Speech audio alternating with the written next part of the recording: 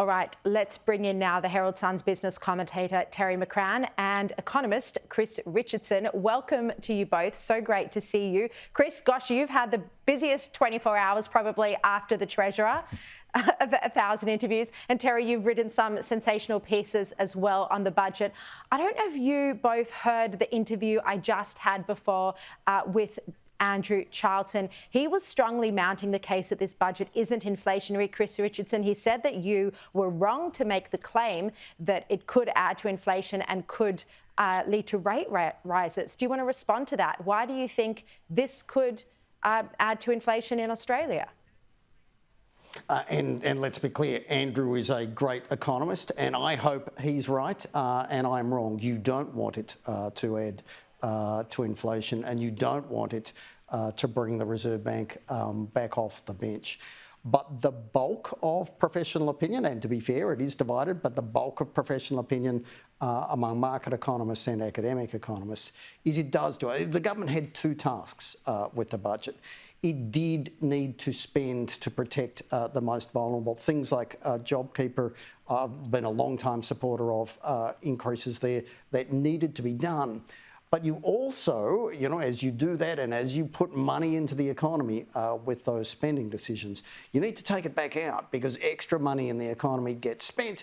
That extra demand drives extra inflation, and that is the risk that there is enough extra money going into people's pockets off the back of this budget that it will drive extra inflation and worry the Reserve Bank enough. Yeah, that it could act as a stimulus and they might spend the money on other things. I mean, that $500 one-off payment for energy relief, that's only going to people who already are getting some assistance for energy. But if they then spend it on consumer goods, that would act as a stimulatory effect. What do you think of this question, Terry McCrann? Confession time, Sharri. I have to go with the two docs, Dr. Andy and Dr. Jim. I disagree fundamentally with Chris on this, that it's not inflationary. We don't have a demand-driven inflation problem. The inflation pressures are all coming from the supply side, and they have been going back to the Ukrainian invasion. And a little bit before that as well. And the COVID pandemic response as well. That affected the supply chains. Exactly, all that. But $13 billion has been injected by the policy decisions in 2023, 2024 in a $2.5 trillion economy. It's not that significant. And as I say, we don't have a demand-driven inflation problem. So putting this extra money into the economy is not going to make a significant difference. The problem threat on inflation is wages and productivity. And if this can provide some incentive for unions to accept lower wage increase, I think it's actually a positive on that front. So I don't see this as a serious threat to inflation, and I certainly don't see the Reserve Bank reacting by raising interest rates. They may well raise interest rates. They may well raise interest rates again in June, but it will have nothing to do with the budget.